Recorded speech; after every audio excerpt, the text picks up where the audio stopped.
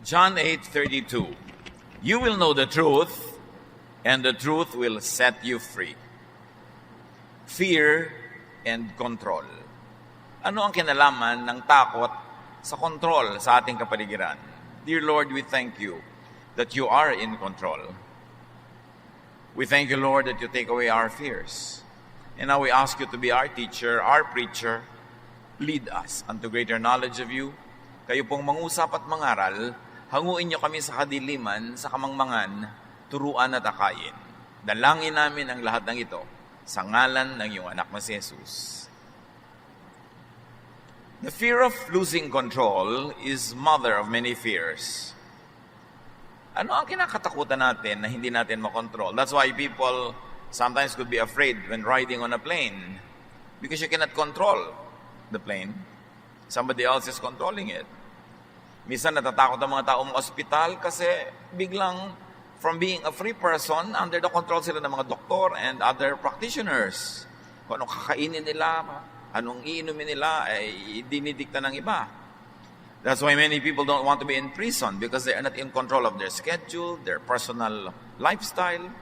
Many people are afraid of being under strict authority or in an unknown situation, a new situation, because in all this, we do not have control, or we have very little control. People fear losing control of their lives, of their affairs, activities, and their decisions. Kaya yung isang mayamang lalaking gustong sumunod sa Panginoon, nung sinabihan siyang, ibenta mo ang iyong kayamanan at ibigay mo sa mahihirap at sumunod ka sa akin, hindi niya nagawa. Meron siyang kinakatakutan. Natatakot siya to lose control of his wealth. Because money can control many things, he did not want to lose his money. Kaya maraming taong gustong yumaman kasi pag mayaman ka, marami ka nakokontrol ng tao, bagay, sitwasyon, wealth, and power to control, so why lose it? 1 Samuel 28:5-7. When Saul saw the Philistine army, he was afraid. He inquired of the Lord, but the Lord did not answer him by dreams or Urim or prophets. Saul then said to his attendants, find me a woman who is a medium so I may go and inquire of her. Si Saul, dati pag may gusto siyang itanong sa Diyos, tinatanong niya through prophets and through dreams, nakakausap siya. Pero ngayon, tahimik ang Diyos, pupunta siya sa giyera, hindi niya alam kung anong gagawin. He was not in control because he did not know the situation. Kaya ang mga sundalo, ang mga army, ang mga gobyerno, they spend a lot of money on intelligence gathering, on espionage, because when they know the facts, they are in control. But Samuel was not in control because he did not know the facts. And he was very, very afraid. He even went to a wrong consultant just to know what he needed to know. Ezra 4:4-5. The peoples around them set out to discourage the people of Judah and make them afraid to go on building. They hired counselors to work against them and to frustrate their plans. So ang mga taga-Judah gustong buuin uli ang templo, yung mga paligid at pader ng templo, pero natatakot yung mga tao sa paligid na pag lumakas uli ang Judah, baka pati sila makontrol. So in-influence nila ang mga tao sa Judah na huwag ituloy ang kanilang plano. The people were given misinformation and false news, therefore discouragement, which was in effect a negative control. And the result, Ezra 4:24, thus the work of the house of God in Jerusalem came to a standstill. Because of false news, hindi natuloy ang paggawa ng templo. Because control of people's minds means control of their bodies. Kaya dapat nakikinig tayo sa taong dapat pakinggan at hindi natin pinapakinggan yung hindi dapat pakinggan. Pinipili ang pinapakinggan. Oras na ang bulong, salita, diwa ng isang tao ay nakapasok sa iyong tenga, papasok sa iyong brain, at na-influence ka, susunod na yung katawan mo. Nakokontrol ng kapwa ang iyong katawan by controlling your mind, by controlling the information you get or the misinformation fed to you. Kaya nakakatakot makinig sa mga taong hindi reliable kasi baka ka mapahamak. Because they take control of you, not you controlling yourself. Matthew 2:1-3. When Jesus was born in the village of Bethlehem in Judea, Herod was king. When King Herod heard about this, he was worried, and so was everyone else in Jerusalem. King si Herod, may ipinanganak na King of Kings, si Jesus.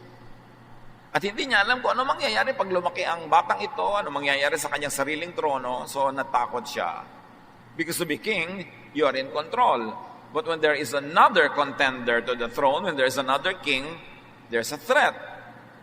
The result, Matthew 2:16, Herod gave orders for his men to kill all the boys who lived in or near Jerusalem. This is people feared losing control, so fear makes people do crazy things. Kumisan, meron kang asawa, gusto mong kontrolin. And sometimes you can do crazy things para lang makontrol siya. Nagagawa mo sa boyfriend, sa girlfriend, pagkontrol sa anak, pagkontrol sa mga tauhan, pagkontrol sa mga kakilala. Marami kasing tao, hindi sila aware that because they fear so many things, they like to control everybody and everything para sila matahimik. Because they think that only when they put people under control can they be safe or can they be happy.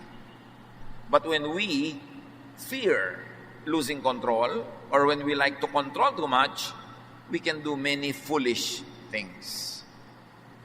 That's why it is important for us to understand the dynamics of fear of losing control. Because sometimes the very effort at controlling gives a lot of backlash. Na ang balik nito, ang buwelta sa buhay mo, mas nakakatakot pa kaysa sa original mong kinakatakutan. People fear what and who they cannot control. Bakit natatakot ka sa isang asong ulol? Kasi hindi mo makokontrol, baka kakagatin. Pero bakit kinukutsi-kutsi mo pa yung asong cute na may ribbon na ngingiti-ngiti sa'yo? Kasi alam mo, under control, hindi threatening. Bakit natatakot ka pag may tao kang kasuak sa lubong na lasing at may hawak na barel? Kasi hindi mo siya under control. Under control siya ng alcohol. Kaya napakahalaga that God should be in control. Kasi pag kung sino-sino lang ang in control, nagkakagulo-gulo ang mundo. People are afraid of nature, of darkness.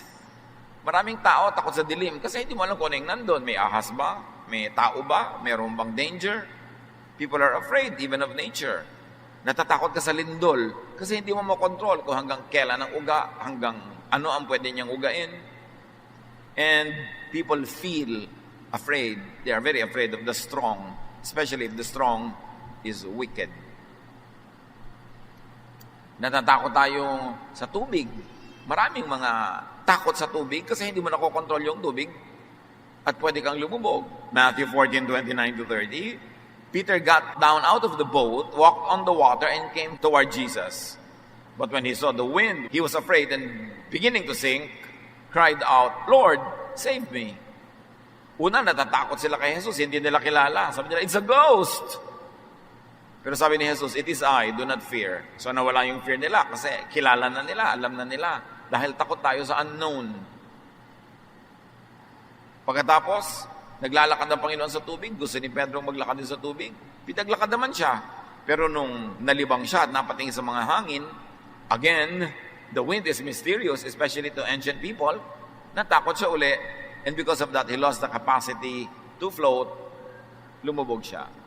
But the important lesson is, antidote to fear of what you cannot control is God or Jesus. Kaya yung mga nananalig sa Diyos, malalaki ang pananalig, nananalig kay Jesus, mas payapa. Kasi yung hindi nila kayang kontrolin, ipinagtitiwala nila sa Diyos. Mga bagay na hindi nila naiintindihan, ipinagtitiwala pa rin nila sa Diyos. Kaya, point to point, mas tahimik ang buhay ng nananalig sa Diyos. Kasi hindi siya nagjo-Diyos-Diyosan, hindi niya sinisikap na kontrolin at alamin ang lahat, ipinagtitiwala niya sa Diyos ang mga hindi niya kayang gawin at hindi niya kayang alamin. Ano ang relasyon ni Jesus and fear and control? Jesus is Son of God. All the powers of heaven were given to Him. That at the name of Jesus, in the name of Jesus, every knee will bow in heaven, on earth, and under the earth. But Jesus does not control people. Kaya si Jesus, hindi siya threatening eh. Hindi siya nakakatakot lapitan kasi hindi kanya kakagatin. Hindi siya nakakatakot sundan kasi hindi kanya aangkinin. Hindi siya nakakatakot pakinggan kasi hindi kanya kokontrolin. Pharisees do control people. Yung babae na natagpuan ng Panginoon sa tabi ng balon, sabi ni Lord, alam mo, meron akong pwede ibigay sa iyo na living water. Minsan lang kita bigyan, hindi ka na mauuhaw ulit. John 4:13-14, everyone who drinks this water will get thirsty again, meaning the water in the well. But no one who drinks the water I give will never be thirsty again. The water I give will become in that person a flowing fountain that gives eternal life. Ganun kabait si Jesus. Bibigyan niya yung babae ng living water na sasabihin niya, hindi mo na kailangang umigib uli. In fact, hindi mo na kailangang humingi ulit sa akin kasi babalong sa iyong kalooban ng tubig na ito. It will be like a spring inside of you. It will flow naturally to the point that this woman did not even have to go to Jesus again and again and again. Yun ang tunay na pag-ibig. Yung merong tao nangangailangan, imbes bigyan mo linggo-linggo, buwan-buwan, para sumunod sa iyo, bibigyan mo na ng bangka, bibigyan mo ng net, tuturuan mo mga isda, at kahit hindi na siya pumalik uli sa iyo, mabubuhay na siya. Very liberating kind of love. Pero kung gusto mong paasahin lang sa iyo, sweldohan mo na lang linggo-linggo, buwan-buwan, hindi yan lalayo. Pero pag binigyan mo ng kabuhayan, na pwede na siyang mabuhay ng wala ka, yun ang tunay na nakakapagpalayang pagmamahal at pagtulong. At ganoon ang style ni Jesus. Jesus provides self-sustaining satisfaction and power. There was no need to always come to Him. He liberates people that comes to Him. Hindi niya ine-enslave, hindi niya itinatali sa Kanya, hindi niya kinakawawa. Matthew 14:25-27, shortly before dawn, Jesus went out to them walking on the lake. When the disciples saw Him walking on the lake, they were terrified. "It's a ghost," they said, and cried out in fear. But Jesus immediately said to them, "Take courage, it is I, don't be afraid." Nasa kalagitnaan ng dagat sa madilim na hating gabi, nakasakay sa bangka na may malalakas na hangin, nakakatakot ang setting, tapos lumapit pa si Jesus naglalakad on water. Napagkamalan nilang multo. It's a ghost, sabi nila. Pero nung nagpakilala si Jesus, "It is I, don't be afraid," natahimik ang loob nila. What is the issue here? Knowledge of who it was, and generally knowledge of what it is, what it could be, means control. You can control what you know. You can control your reaction to what you know. And control means fearlessness, which means power. Kaya sinasabi nila, knowledge is power. Ang walang alam, ang madilim ang isip, ang mangmang, maraming takot. Kaya kahit na nag-aaral ka ng Bible, pero ang dami mong hindi alam ng mga blind corners, marami kang interpretation na hindi alam, maraming verses na hindi mo naiintindihan, kung minsan ang nagiging bunga pa sa'yo, puro takot. Takot na takot ka. Mag-end of the world, takot na takot ka sa bawat lindol, takot na takot ka sa bawat kahit ano na lang. Ang naging bunga sa'yo ng half knowledge is fear. Because the other half of a one-half knowledge is ignorance. And a one-half wisdom is a one-whole nonsense. Kaya marami, pag hindi nag-aaral ng mabuti, lalo lang nagkakaroon ng fear. Lalo lang na naliligaw. Kaya dapat talaga mag-aral na mag-aral. Now, knowing ideas, knowing people, knowing Jesus, knowing about Jesus, knowing about the power and love of Jesus, sets people free and empowers. Ang tunay na pagkakakilala kay Jesus, nakakapagpalaya, hindi nakakapagpatali. Pagka si Jesus ay parang nakilala mo sa Biblia, sa mga kwento, sa mga aral, sa mga preaching and teaching, tapos ang nagiging bunga, natatali ka, nagagapos, lumilit ang mundo mo, kumikitid ang iyong isip, lumiliit ang mga options mo sa buhay, nababawasan ang iyong kasiyahan, ang iyong fulfillment, maling pagkakilala yon. Dahil ang tunay na pagkakilala kay Jesus, ang tunay na mabuting pagbabasa ng Biblia, pag-aaral ng mga bagay na spiritual, ang nagiging bunga, nawawala ang iyong mga fear at nagkakaroon ka ng kapayapaan, kasiyahan, katahimikan. Pero bakit ang dami nag-aaral ng Biblia? Puro na lamang takot sa end of the world ang laman ng utak. Takot na lamang pag tumingin sila sa katasa, nandun ang demonyo. Pag tumingin sila sa buhol-buhol na pansit, nandun si Satanas. Laging nakakakita ng mga takot, yung laging may mga worries, kung ano-ano. Maling pagkakilala sa Diyos. Sabi ni Jesus, "It is I, do not be afraid." At dumakilala nila at nalaman nilang si Jesus yun, na tahimik ang kanilang loob. Bakit pwede mo ipagkatiwala kay Jesus ang lahat? Because He died for us. Because He is the Son of God. Because He is the greatest of all power, the King of all kings. And when Jesus says, "My peace I leave with you, my peace I give to you," it means you can have peace by one, using your God-given ability to know what you can know so that you will have power to control a situation that is beneficial to you. But knowing Jesus also means trusting Him for everything else that you cannot know at the moment. You don't know, but God knows. And God loves you, and that God has a plan for you, and you can be at peace. Jesus gives people control over their lives, of their affairs, their activities, their decisions. Yung isang tao na tinirahan ng maraming demonyo ang kanyang katawan nung pinalaya ni Jesus, sabi ng tao, "Susunod na lang po't sasama ako sa inyo." Kasi ganun yun eh. Pag ikaw'y alipin, binili kita, pinalaya kita, sa kanya, hindi ka na alipin, pero alipin na kita. Lumipat ka lang ng amo. So yung taong tinirahan ng masasamang espiritu, naalipin siya ng mga demonyo, ngayon pinalaya siya ni Jesus, feeling niya, duty niya na sumunod kay Jesus. Sabi niya, "Sasama na lang po ako sa inyo. Total, pinalaya niyo ako." Mark 5:18-19. When Jesus was getting into the boat, the man begged to go with him. But Jesus would not let him. Instead, He said, "Go home to your family and tell them how much the Lord has done for you and how good He has been to you." Hindi inalipin ni Jesus, hindi niya pinasunod sa kanya. Jesus did not exploit the man's excitement and faith in Him. Because Jesus set people free from control of demons, from control of the Jewish law, from control of the teachers of the law, from control of the Pharisees. At para kay Jesus, ang pagtanggal sa iyong fear, tanggalin ang mga kumokontrol sa iyo, liban sa Espiritu ng Diyos, na kusa mo namang sinusunod at hindi nagpipilit na sundin mo siya. Pero kabaligtaran ang ginagawa ng maraming religious leaders and religions, oras na naging member ka nila, kokontrolin ka na. Yun ang ginagawa ng mga Pharisees. Yun ang ginagawa ng mga teachers of the law. They control people's lives. Kaliit-liit ang butil ng buhay ng tao everyday under their control. Kailan magtatrabaho, kailan di magtatrabaho, anong kakainin, anong hindi kakainin, anong isusuot, anong hindi isusuot, kanino makikisalamuha, sinong papakasalan. Under control lahat, parang robot ang mga tao. That's why Jesus taught the people of His time to be free from the laws of Moses, from the law of Israel even, except the laws that were loving and kind and merciful.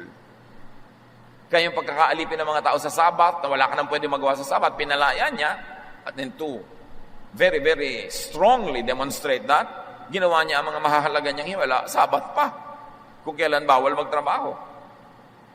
Yung mga kinakain ng taong kinokontrol lahat ng mga pare, sabi niya, it's not important what gets into the mouth or what gets out of it.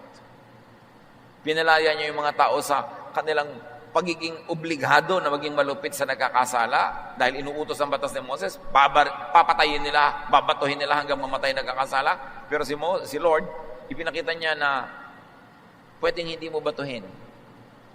Ang totoo, the people were obligated by law to stone this adulterous woman to death. Parang may kasalanan na sila pag hindi nila binato. Pero, sabi ni Jesus, sino man ang walang kasalanan, siya na yung mambato. And that set even those people free from having to stone the woman because they know may kasalanan din sila, therefore they were not qualified. Ibang-iba si Jesus, nagpapalaya, kabaligtaran ng karamihan sa mga religious practices na nagkokontrol ng lahat-lahat. Kaya tuloy takot ka sa pastor, takot ka sa iyong Bible study leader, takot ka sa iyong choir director, kasi puro bawal at puro mga kalupitan. Pero hindi ganun. Dapat matapat ka sa ginagawa mong ministry, matapat ka sa pagkanta, sa pagtugtog. Hindi dahil natatakot ka sa kapwa mo tao, kundi dahil mahal mo ang Diyos na pinaglilingkuran mo, na alam mo pag nagawa mo ng mabuti ang iyong ministry, maraming makikinabang, matututo, magigising, magkakaroon ng kaliwanagan, and God is glorified and people are helped. That's why you are faithful to your ministry, not because of fear. Matapat ka sa iyong asawa, hindi dahil lang takot ka mabisto, dahil mahal mo ang Diyos at dahil inutos ng Diyos na mahalin mo ang iyong kapwa, minamahal mo ang iyong asawa, ang kanyang dangal, ang kanyang reputasyon, ang kanyang emotion, ang kanyang feelings, kaya nananatili kang matapat. Hindi sa takot, but because of love. Hindi ka gumagawa ng mabuti because you're under control or compulsion, but because it is your free will now to do what is good. Sabi, use your freedom to serve one another. Hindi ko mo free ka na, baliwala na sa iyo tao, baliwala na sa iyo yung duty mo. No, all the more that you become faithful, all the more that you become a better person because you are free. And now it is your choice to do good. You are not compelled by the law to do good. In being powerful yet not controlling people, Jesus takes people's fears away. Inaalis niya yung takot ng mga tao. Kahit nung bumagyo, pinatahimik niya ang bagyo, nawala yung takot ng mga tao. Pero hindi sa kanya naman natakot. Alam niyo kung minsan, ipagtatanggol ka ng isang natipunong lalaki sa isang maton, pero pagkatapos doon, kanya ka na. But Jesus is not like that. He sets you free from oppression of others, even by demons, and then He does not take control of you. You surrender to His Lordship. He does not force you. And His Lordship is sweet and nice and good and user-friendly. Ang tanong, mga kapatid, who and what do you fear? Know who and what you fear. And know enough not to be afraid. To be in control of yourself. Yung mga ibang tao natatakot magpa-medical check-up kasi hindi nila alam kung ano magiging result. Lalo kung may nararamdaman sila, may suspecha silang nararamdaman, ayaw magpa-check-up, natatakot sa result. Pero alam nyo ba, habang hindi nyo nalalaman yung tunay na result, natatakot din naman kayo. At natatakot ka kung minsan sa bagay na hindi mo pala dapat katakutan dahil kung nalaman mo lang yung result, malalaman mo wala ka palang sakit. Pero dahil hindi mo alam, natatakot ka pa rin. Ba't hindi mo nang alamin na lang? At kung talagang nakakatakot nga yung nalaman mo, at least alam mo na, and you can do something about it para magpagamot, para ayusin mo ang iyong buhay, para maiwasan mong lumala ito, you will be in control, at least up to a point. Knowledge sets you free.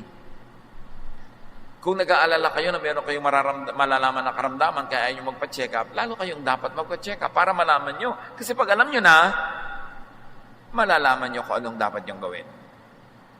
Ang pinakamalungkot sa lahat ay yung natatakot ka na malaman mo ang isang bagay na pag nalaman mo pala, hindi naman nakakatakot. Dapat inalam mo na lang agad para natanggal na yung takot mo. At kung nakakatakot nga yung nalaman mo, alam mo na ang gagawin, it is always better. Control what you can. Control what you may control. Siyempre, pagka ikaw yung manager, dapat may control ka sa mga tauhan mo. Alam nga naman, kanya-kanya na lang sila ng gagawin.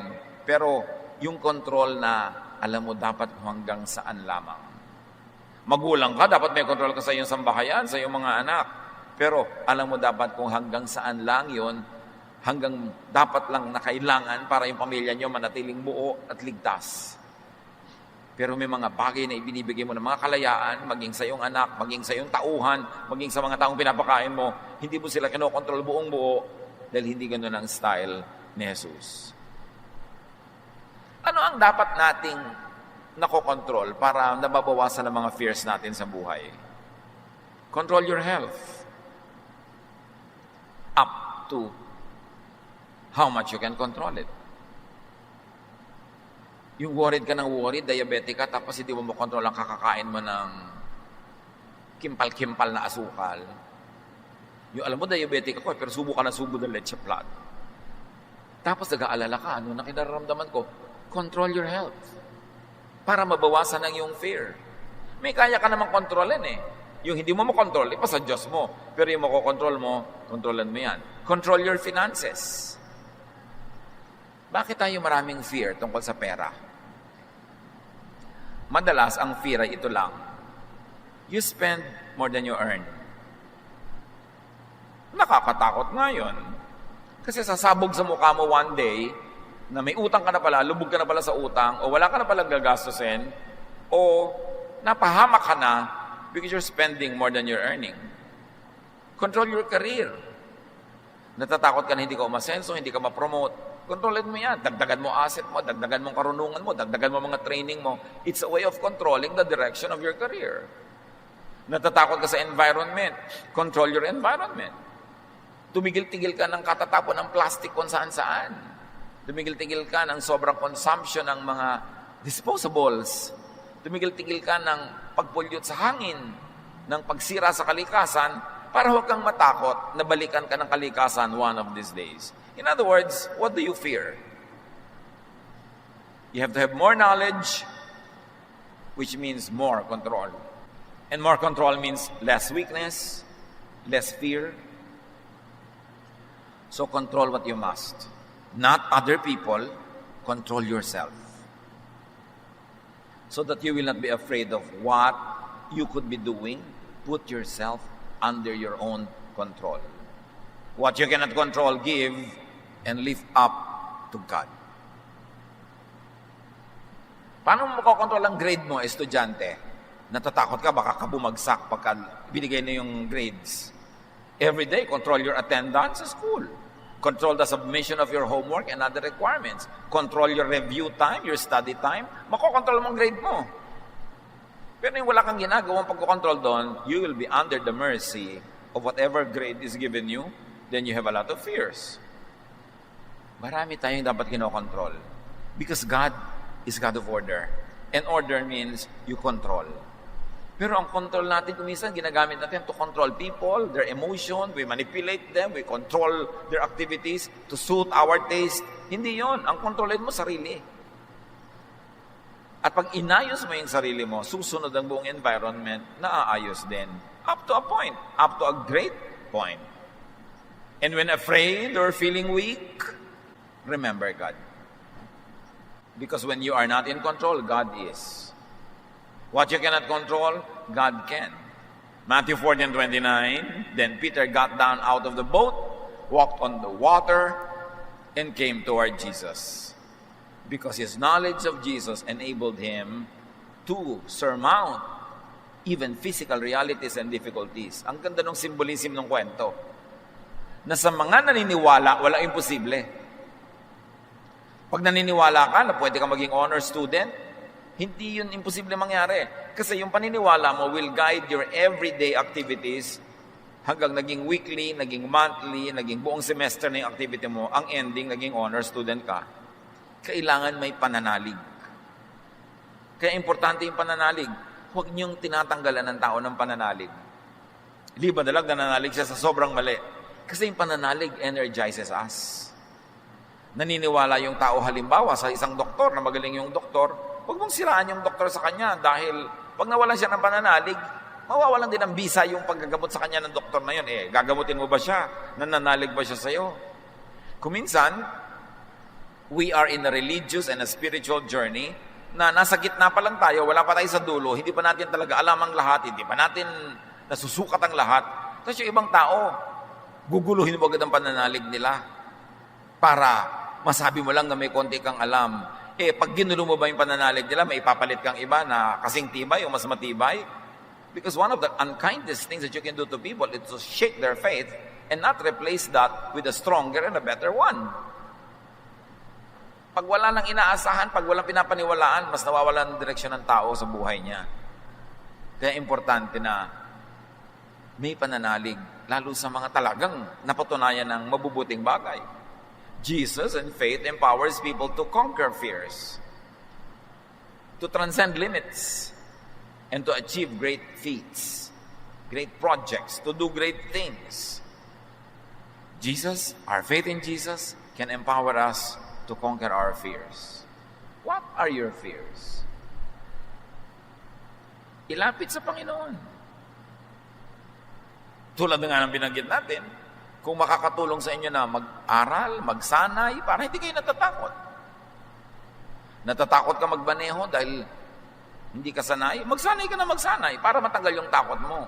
Pero hindi matatanggal kung lagi kang iiwas sa kinakatakutan mo. Kailangan magapi ang kinakatakutan. Yung iba natatakot magsalita in public, subukan mo ng subukan hanggang masanay ka.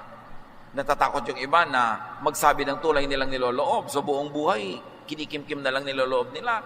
Nagiging slave sila ng iba. Kung ano ipagawa sa kanila, gagawin nila kasi hindi sila makatanggi. Dahil natatakot ka magsalita. Ano mga kinakatakutan natin? Kailangan natin yun na malampasan. Pag hindi mo kinontrol ang sarili mo, kokontrolin ka ng iba. Pag hindi mo kinontrol ang mga gagawin mo, nagpasya ka itong gagawin ko, kokontrolin ko yung environment ko para ko magawa. Pag hindi ka nanindigan, iba ang kokontrol sa'yo. Kung saan ka pupunta? Diyan lang. Halika, sumama ka sa akin. Ayaw mo kasi. Halika na. O sige na nga. Nakontrol ka na. Kasi hindi mo kinokontrol ang sarili mo. Yung peer pressure sa mga kabataan, nagpapakontrol sila sa iba. Kasi wala silang paninindigan. Dapat kokontrolin natin ang sarili para hindi tayo kokontrolin ng iba. 1 John 4:4, you belong to God. God's Spirit is in you and is more powerful than the one that is in the world. Pag buhay na buhay, masiglang-masiglang Espiritu ng Diyos sa ating puso, wala tayong kakatakutan. Kahit forces of darkness. Because greater is He that is in you than He that is in the world. May weakness ka, meron kang talent na dapat mong i-develop, meron kang dream na gusto mong abutin, have faith in God, do what is practical, develop yourself, and go for it. Take control of your life para hindi ka masyadong natatakot sa iba.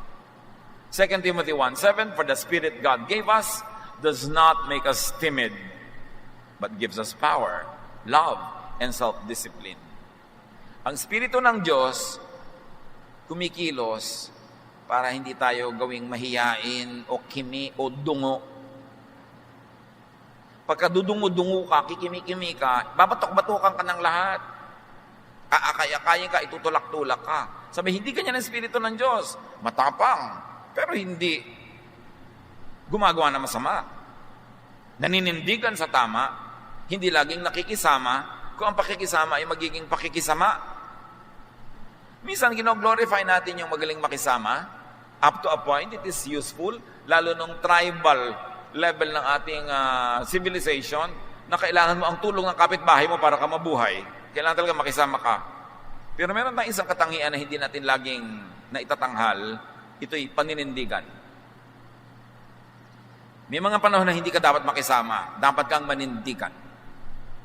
At kung yun ay kukontrolin na ng iba ang buhay mo, kokontrol nila ang love life mo, kokontrol nila ang karir mo, kokontrol nila kung anong kakainin mo, paano ka mabubuhay, dapat ka nang manindigan nun. Kasi hindi ka dapat kinokontrol ng iba. Diyos ang lumikha sa iyo nga, hindi ka kinokontrol ng Diyos, binibigyan ka ng laya. Bakit ka magpapakontrol kung kani-kanino? Iba naman yung parental authority, lalo't habang bata ka pa, dapat ka talagang sumunod. You don't know too much para magsarili ka agad. At kahit matanda ka na, mas matanda pa rin sa iyong magulang mo kahit tumanda ka na. So, dapat nakikinig ka pa rin. And the premise of obedience to parents is because parents love you. Sometimes they may not be perfect, they may commit mistakes, but they will not intentionally lead you astray. Minsan, nagkakamali rin sila pero hindi naman nila sasadyain na ipahama ka. Bihirang-bihira ang magulang na ganoon, baka 0.01% lang. Kaya mahalaga, alam mo, kanino ba ako nagpapakontrol? Ba't kayo magpapakontrol sa mga kaibigan nyo, sa mga kaeskwelan nyo? Bakit pakain ba nila kayo? Pero pag niyaya ka umabsent, punta ka naman. Pag niyaya ka gumawa ng mali, mayali ka, may pupukpukin tayo, papatayin natin, sasama ka naman. Kailangan marunong ka manindigan. Yan ang ituro natin sa mga kabataan.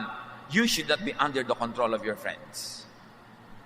You should not be under the control of anybody except God, who does not even control you.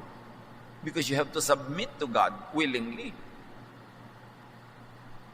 Importante na naiintindihan natin sa spiritualidad yon, that it is your birthright to be in control of your life led by God. In being powerful yet not controlling people, Jesus teaches and enables people to not fear Him and not scare people to control them. Dahil hindi tayo kinokontrol ni Jesus, hindi din dapat tayo controlling sa ibang tao. Kahit ikaw ay religious leader, spiritual leader, you should not be controlling. Kahit sa counseling should not be directive. Yung may problema yung tao, didiktahan mo na, alam mo, itong gawin mo, itong gawin mo, itong gawin mo. Tapos pag magpapapayo uli next week, ayaw na kitang payuhan. Bakit po? Hindi mo naman ako sinusunod. Hindi.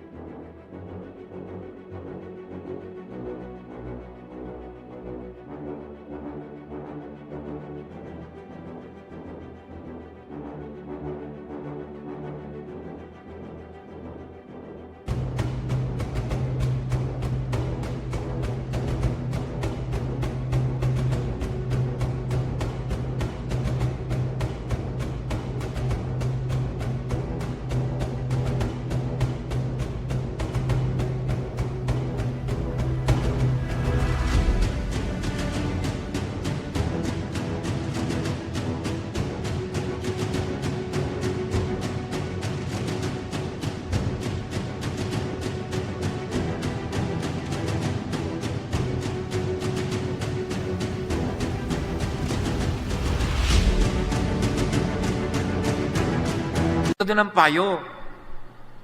Pag nagpapayo ka sa tao, parang magulo yung buhok niya, sinusuklay mo lang para maintindihan niya kung alin ang mahaba, alin ang maiksi. Para maayos niya yung buhok niya. Tinutulungan mo siyang suklayin. Pero bahala siya kung gusto niya itirintas, ipusod, ibuhol. Siya ang bahala, buhok niya yun eh. Pag nagbibigay tayo ng payo, sasabihin lang natin, alam mo, sa tingin ko, kasi hindi ako masyadong involved sa problem, so siguro mas objective ako kaysa sa'yo. Pag ginawa mo ito sa boyfriend mo, number 1, ito ang magiging bunga. Number 2, itong ginawa mo, ito magiging bunga. Number 3, itong ginawa mo, ito magiging bunga. So, pumili ka kung alin ang gusto mong gawin. Counselor, hindi mo sinasabing, gawin mo yung to. Kung hindi mo gagawin, huwag ka nang babalik sa akin. Dictation yon. Hindi yon counsel. Marami pa namang tao pag nagiging relihiyoso, ang nagiging tendency to control others. Yung, oy, ba't ganyan ang suot mo? Hindi yan sinusuot ng Christian. Anong pake mo? Sinusuot ng kapwa. Di ba? Lalo't hindi naman inagaw sa sampayan mo yung suot niya. Pwede kang mag-suggest kung nagtatanong, uy, bakit ba ako hinahabol ng mga lasing pag ganito ang naglalakad ako? Eh kasi naman, ang damit walang tansan. Siyempre, habulin ka ng mga lasing, sister. Bakit di mo subukang takpan-takpan ng konti ng salompas ang iyong mga anatomy? Para medyo conservative ka naman, bakit band-aid lang ang takip? So, bibigyan mo ng choices, pero hindi ka nagdidikta dahil Christian ka, dahil Bible study leader ka, dahil sister ka in the Lord. Pinapakialam mo na yung buhay ng may buhay. Jesus sets free. Why are you controlling people? Bibigyan mo lang sila ng kaliwanagan. Ito ang sabi ni Jesus, ito mga option, ito mga pwede natin gawin. But the obedience is up to them. Kahit mga preachers and teachers, you preach, you teach, in the best of your knowledge. And you explain in the best of your understanding what the Word of God means, pero hindi mo pinupulis ang mga tao kung sinusunod nila o hindi. It is their choice. Hindi yung pupunta ka sa bahay ni sister ganon, tingnan mo talaga kung nandun yung boyfriend niya.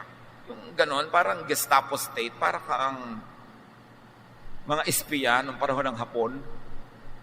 Nagpipreach ka, ipinapanalangin mo mga ipinagpipreach mo na nawa maliwanagan, sundin nila on their own free will, pero hindi ka pulis. At kung sakaling hindi nila sinunod o hindi nila nasunod, hindi ka judge. Teacher ka, counselor ka, nasa tao ang degree ng pagsunod, paano susundin, kailan susundin, free will niya yon. Kailangan lang galingan mo yung turo. Win them over with love para for everything else that they don't want to really understand or obey, because of your love, it becomes easier for them to be obedient to a way that's probably not totally known to them yet, but could be known to them more and more as they obey more and more. But you should encourage obedience not by scaring people, but by loving them. Yung bang sumusunod ka kahit hindi ka agree kasi alam mo mahal ka na hindi ka naman ipapahamak nito. So, bibigyan mo ng pagkakataong mapatunayan niyang tama yung kanyang ipinapayo. Nalilito ang church kung siya ay light, teacher, guide, counselor, o kung siya ay police o hukom. Kaya ang linaw-linaw ng turo ni Lord, do not judge others. Just love people. Give them the privilege to obey from their own free will and volition. Because it is much more joyful to do something when it comes from within your heart. But teach them, guide them, pray for them, so that their heart finds it compelling and finds it reasonable to obey the Word of God. Pero hindi ka nagpupulis ng kapwa. Kaya nagkakagulo ang mga Kristiyano, nagchichismisa, nagsusumbungan, nag-aaway-away. Kasi nagpupulis sila, hindi naman sila inutusan ng Diyos na maging pulis. Love people, laging ganon. Gusto mong baguhin ang isang tao para siya magbago para sa ikabubuti niya, mahalin mo. Alam niyo, yung pagmamahal talaga is more powerful than anything. Kaya marami sa atin, ang tagal-tagal lang nasa church, hindi pa talaga nararanasan ang tunay na Jesus. Kasi ang ginagawa natin nga, we judge, we police, we force ourselves unto people's lives. O yan, tagal-tagal lang kitang Bible study, naninigarilyo ka pa rin. Pinapagalitan mo talaga. Bible study, turuan mo ng turuan, at kung kailan siya magkakaroon ng conviction, siya ang magpapasya nun. Hindi mo kinukonsinte, hindi mo ina-encourage, pero hindi mo dyan-judge, at hindi mo pinopolis. Yun ang style ni Jesus.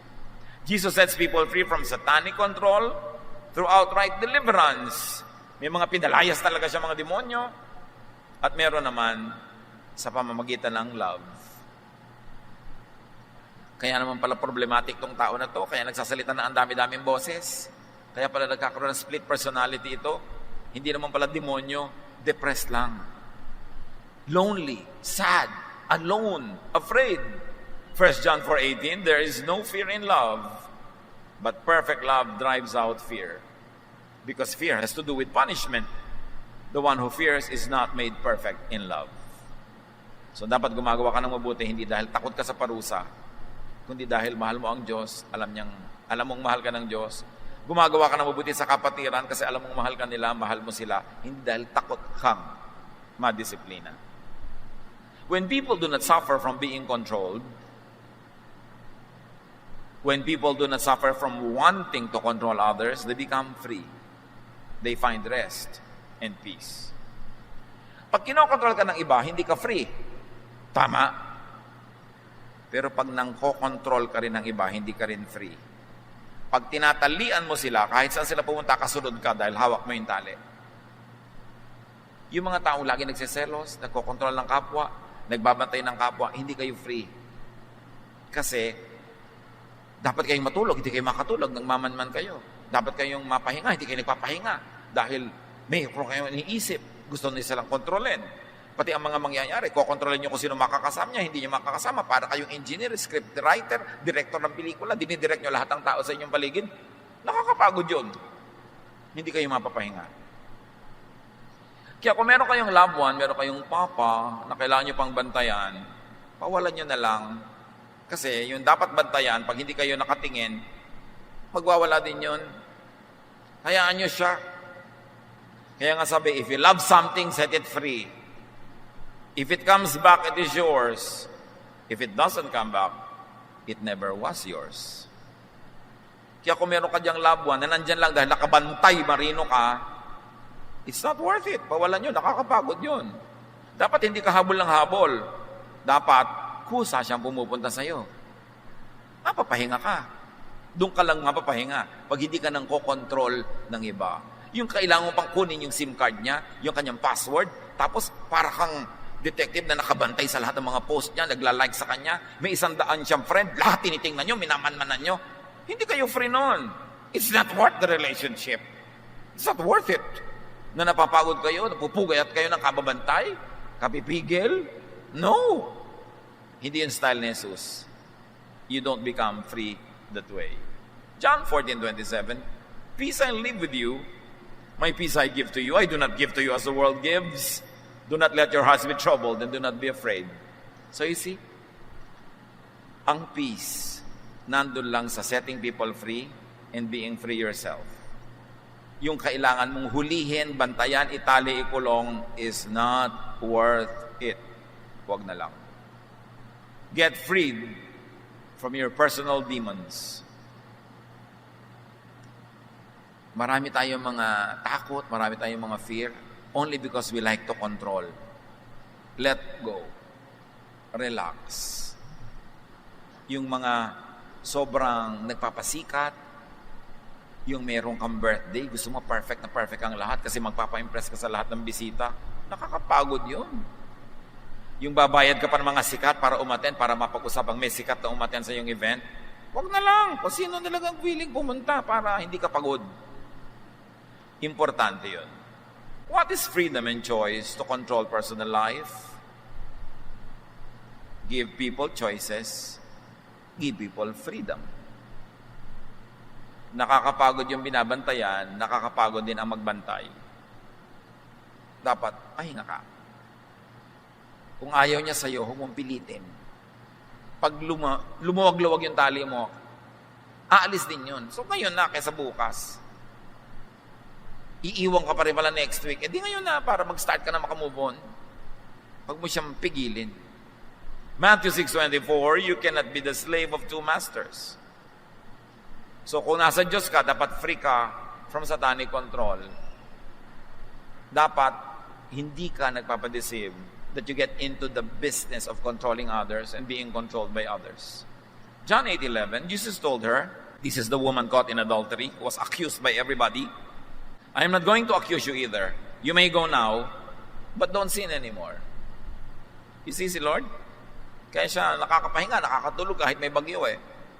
Kasi hindi niya minamanmanan ang lahat ng tao. Sabi niya, hindi ka ba nila in-accuse? Nawalan sila ng lakas ng loob. Ako na hindi kita i-accuse. Then pareho tayong relax. Umuwi ka na. Huwag ka na magkasala. Ayusin mo yung buhay mo.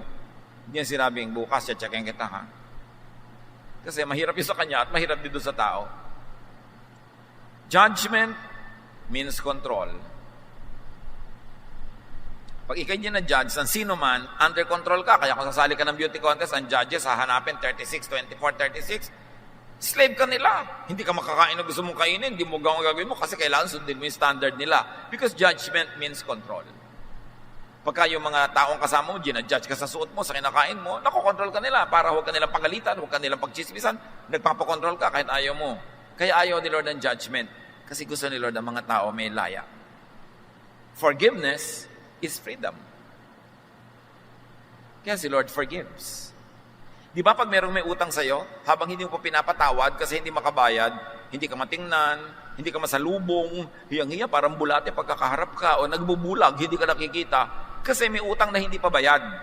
Gusto mong makalaya siya, sabi mo, oy, kalimutan mo na nga yung utang mo, huwag kang mag-inerte dyan, sige na, kalimutan mo na. Bigla siyang lalaya. Kaya si Jesus, nagpapatawad, kasi gusto tayong palayain. Habang ang isang tao hindi mo pa pinapatawad, tinatali mo pa siya.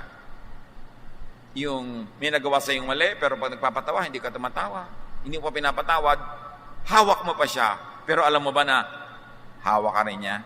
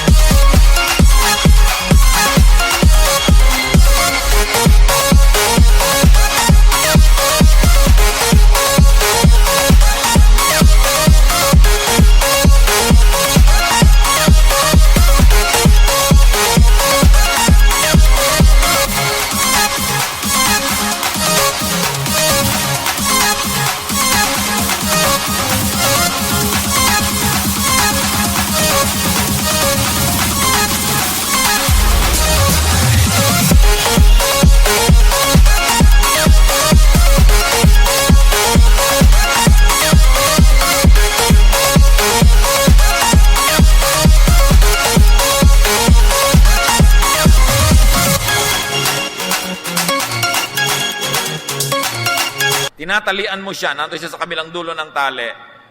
Sino ang nasa kabilang dulo? Di ikaw. Pareho kayong nakatali. Sino mang tao na hindi mo pinapatawad, tinatali mo, pero nakatali ka rin sa kanya. pareho kayong lalaya pag pinatawad mo na. Magpatawad ka dahil banal ka, pero kung hindi ka banal, magpatawad ka dahil matalino ka. Kasi habang hindi mo pinapatawad, pareho kayo nakatali. Patawarin na. And that is the way of Jesus. Pag inanalyze mo yung psychology ni Jesus, ang galing. Yung psychiatry, pag in-analyze mo mga ginagawa niya through the laws of physics, the laws of chemistry, sociology, anthropology, puro tama. Kaya sundin. At kung hindi masyado naiintindihan, dahil sa mga napatunayan na ni Jesus, sundin na natin siya para sa mga bagay na di pa natin naiintindihan tungkol sa Kanya. Kasi sapat-sapat na yung patunay niya na mahal niya tayo at tama siya. Galatians 5:13, you, my brothers and sisters, were called to be free. You, kapatid, have to be free in life. Maraming mga babae magsasabi sa akin dito sa Facebook,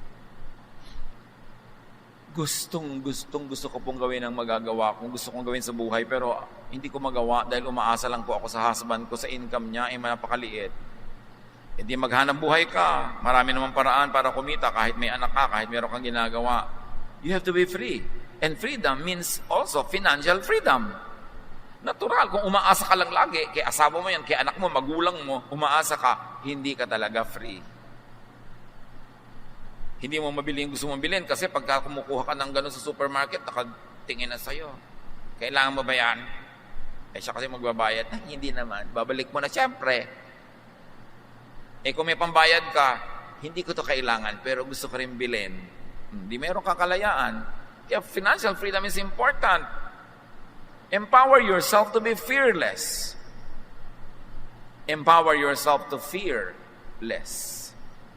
And the rule is very simple. Mas umaasa ka sa isang tao, mas nakatali ka. Masarap yung hindi ka humihiwalay sa asawa mo, hindi ka lumalayo, hindi dahil umaasa ka lang sa sweldo niya, dahil mas may pera ka pa nga, pero umaasa dahil mahal mo siya, kaya ka nag-stay.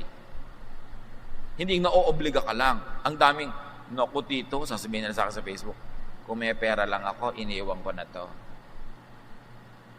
Gusto mong umutang, makalaya ka na lang, dahil hirap na pala, binubusan ka ng kumukulong tubig, sinasaksa ka ng ice pick, pinaglalakad ka sa apoy, dapat talaga lumaya ka. Yung, hindi magawa kasi walang kakayanang mabuhay. Kaya ang tinuturo, Lady of Proverbs 31, di ba? Ang galing maghanap buhay, ang galing magnegosyo, nagbibigay sa charity, pero mahal siya ng asawa niya, mahal siya ng mga anak niya, masaya sila. Pero nandun siya, hindi dahil wala na siyang choice. Nandun siya kasi choice niya. And you've got to have freedom to have the choice. Empower yourself.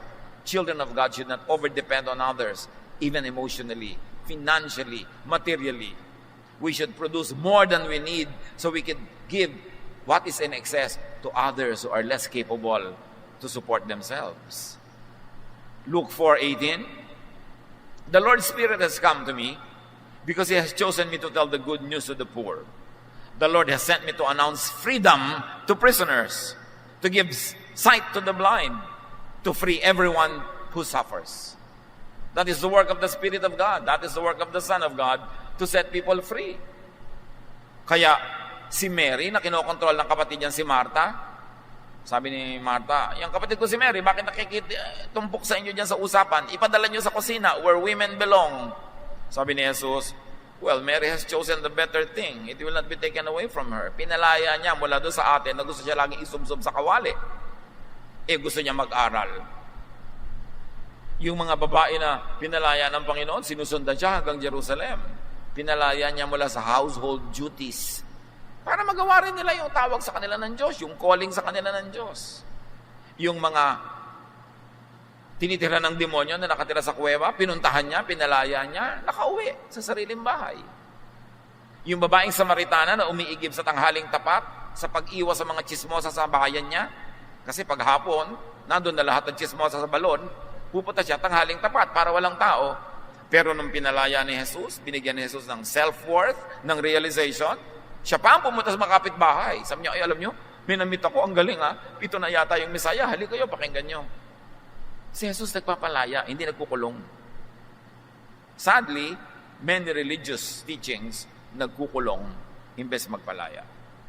Baligtad. To oppressed people who are impaired by sensory laws, Jesus gives the power to be free, to live life to the fullest. Minsan ka lang mabuhay sa mundong ito. No matter how much you believe in eternity and how long eternity will be, minsan ka lang dito. Huwag mong sayangin. Lasapin ang dapat lasapin, kainin ang dapat kainin, gawin ang dapat gawin, alamin ang dapat alamin, and when you die, meet your Creator. But while you're still here, don't waste your time. Don't waste your life in slavery. You have to be free. Ano man ang kahulugan sa inyo ng freedom na yon, kayo ang mag-isip. Ano man ang tumatali, pumipigil sa inyo na maging kung ano talaga ang tawag sa inyo ng Diyos, kayo'y maging kayo, ano man yon, you have to be free. Hindi kayo nilikha ng Diyos para maging alipin o ari-arian ng sino man o anuman. This freedom, this is self-control, and this is the good news of the gospel. Ano ba ang number one na tumatali sa mga Israelita? The laws of Moses, the laws of Judaism, the laws of Israel. Doon pinalaya. Sabi niya, hay, kalimutan niyo lahat ng command. Isang command na lang ibibigay ko sa inyo. Ito yung tanim niya sa utak niyo. Love. Yung mga command na hindi loving, oppressive, nakaka-enslave, nakakasakal, padaanin nyo sa aking turo na love. Pag hindi loving, pwede nyo na isang tabi, hindi nyo na dapat obligahin ang sarili nyo sundin kasi hindi naman loving. Hindi kayo napapabuti. Yung mga Pharisees na yan, mga teacher na yan, sabi ko, tingnan nyo sila. Hindi naman nila ginagawa ang tinuturo nila sa inyo, tapos pakinig kayo ng pakinig. Pinalaya ni Jesus ang mga tao mula sa law. Kasi yun ang oppressor sa buhay nila noon. Sabi niya, come to me all of you who are tired and heavy laden, and I'll give you rest. Only in freedom can you find rest. Mag-i-invest ka dapat sa iyong freedom. Knowledge, strength, power, not to use against people, but to set yourself free. Romans 8:15, the spirit you receive does not make you slaves, so that you will live in fear again. Rather, the spirit you receive brought about your adoption to sonship. And son is the opposite of slave. Son means free. Son also means daughter. Psalm 27:1, the Lord is my light and my salvation. Whom shall I fear? The Lord is my stronghold of my life. Of whom shall I be afraid? There is no force or power greater than Jesus who is in your heart. And that power wants you free. Jesus wants you free. 1 John 4:4, the one who is in you is greater than the one who is in the world. The greatest power, Jesus sets you free, does not control you. So why be a slave of something or someone less than Jesus? Why be a slave of anything or any law, even the Jewish law? And very importantly, why enslave and control others? Mapapagod ka rin, mahihirapan ka rin. Freedom and rest is not in being controlled by others, and it is not in controlling others. Freedom and rest is in letting go, whatever it is. Kung meron kayong mga inferiority complex, mga feeling of inadequacy, bitterness, sadness, anger, let go. When you are free, you can be rested. It is important to be free of anything that holds you. Even memories that can hold you. The past, fear of the future, it will not set you free. Free yourself by the power of the Lord Jesus. Dear God, teach us how to apply these high ideals in daily living so that we could be in control of our lives to do what is good, what is best.